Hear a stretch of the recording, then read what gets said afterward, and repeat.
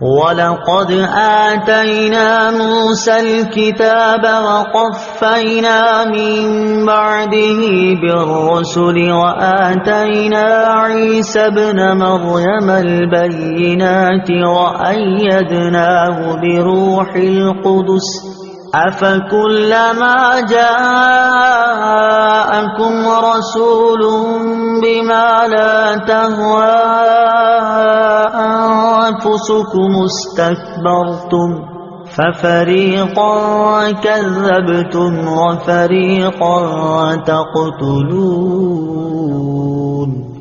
ترجمہ: اور بے شک ہم نے موسیٰ کو کتاب عطا کی اور اس کے بعد پے در پے رسول بھیجے، اور ہم نے عیسیٰ بن مریم کو کھلی نشانیاں عطا فرمائیں اور پاک روح کے ذریعے ان کی مدد کی۔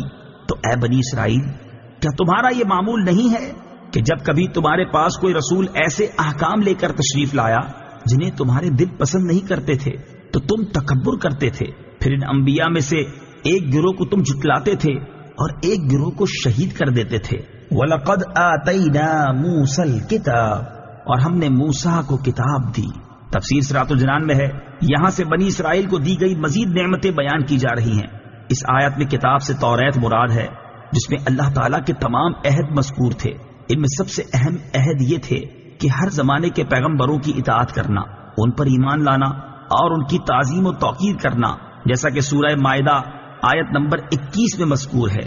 وَقَفَّيْنَا مِن بَعْدِهِ بِالرُّسُلِ، اور اس کے بعد پے در پے رسول بھیجے۔ تفسیر صراط الجنان میں ہے، حضرت موسیٰ علیہ السلام کے زمانے سے حضرت عیسیٰ علیہ السلام تک متواتر انبیاء کرام علیہ السلام آتے رہے۔ ان کی تعداد 4000 بیان کی گئی ہے۔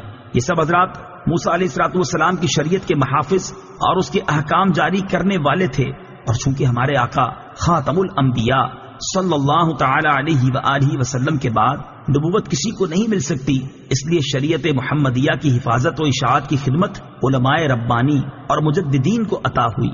آتینا عیسی ابن مریم البینات، عیسیٰ بن مریم کو ہم نے نشانیاں دی۔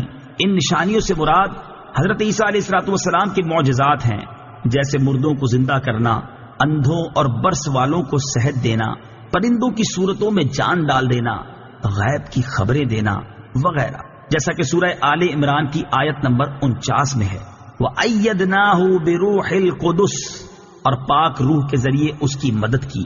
روح القدس سے حضرت جبریل امین علیہ السلام مراد ہیں کہ وہ روحانی ہیں اور ایسی وحی لاتے ہیں جس سے دلوں کو حیات یعنی زندگی ملتی ہے۔ حضرت جبرائیل علیہ السلام کو حضرت عیسیٰ علیہ نبینا علیہ السلام کے ساتھ رہنے کا حکم تھا۔ حضرت عیسیٰ کے آسمان پر اٹھائے جانے تک حضرت جبرائیل علیہ السلام سفر و حضر میں کبھی آپ سے جدا نہ ہوئے، اور حضرت جبرائیل کی تائید حضرت عیسیٰ علیہ السلام کی بہت بڑی فضیلت ہے۔ حضور سید المرسلین صلی اللہ تعالی علیہ وسلم کے صدقے میں آپ صلی اللہ تعالی علیہ وسلم کے بعض امتیوں کو بھی روح القدس کی تائید میسر ہوئی۔ چنانچہ بخاری ابو داؤد کی حدیث میں ہے کہ حضرت حسان رضی اللہ تعالیٰ عنہ کے لیے ممبر بچھایا جاتا اور وہ نعت شریف پڑھتے۔ حضور پرنور صلی اللہ تعالی علیہ وسلم ان کے لیے دعا فرماتے، اللہم ایدہ بروح القدس، اے اللہ روح القدس کے ذریعے حسان کی مدد فرما۔ وَقَالُوا قُلُوبُنَا غُلْفٌ بَل لَّعَنَهُمُ اللَّهُ بِكُفْرِهِمْ فَقَلِيلًا مَّا يُؤْمِنُونَ۔ ترجمہ: اور یہودیوں نے کہا ہمارے دلوں پر پردے پڑے ہوئے ہیں، بلکہ اللہ نے ان کے کفر کی وجہ سے ان پر لعنت کر دی ہے، تو ان میں سے تھوڑے لوگ ہی ایمان لاتے ہیں۔ قلوبنا غلف، ہمارے دلوں پر پردے ہیں۔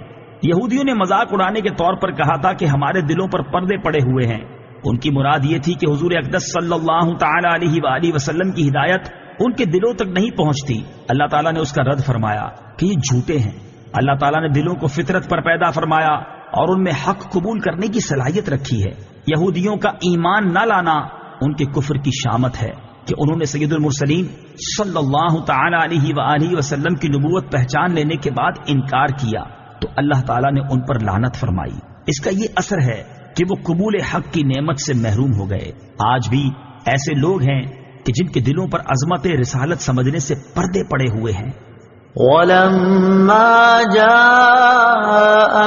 كِتَابٌ مِّنْ عِندِ اللَّهِ مُصَدِّقٌ لِّمَا مَعَهُمْ وَكَانُوا مِن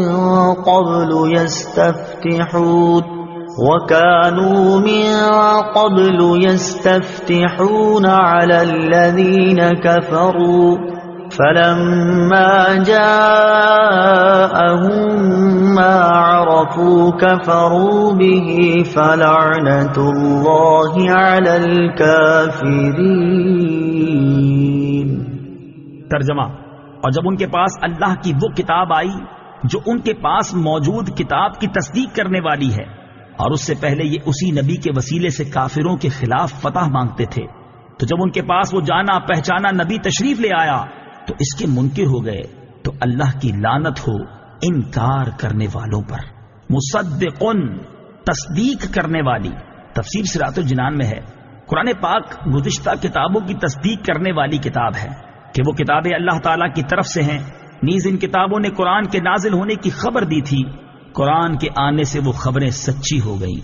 ما عرفو، جانا پہچانا نبی، تفسیر صراط الجنان میں ہے۔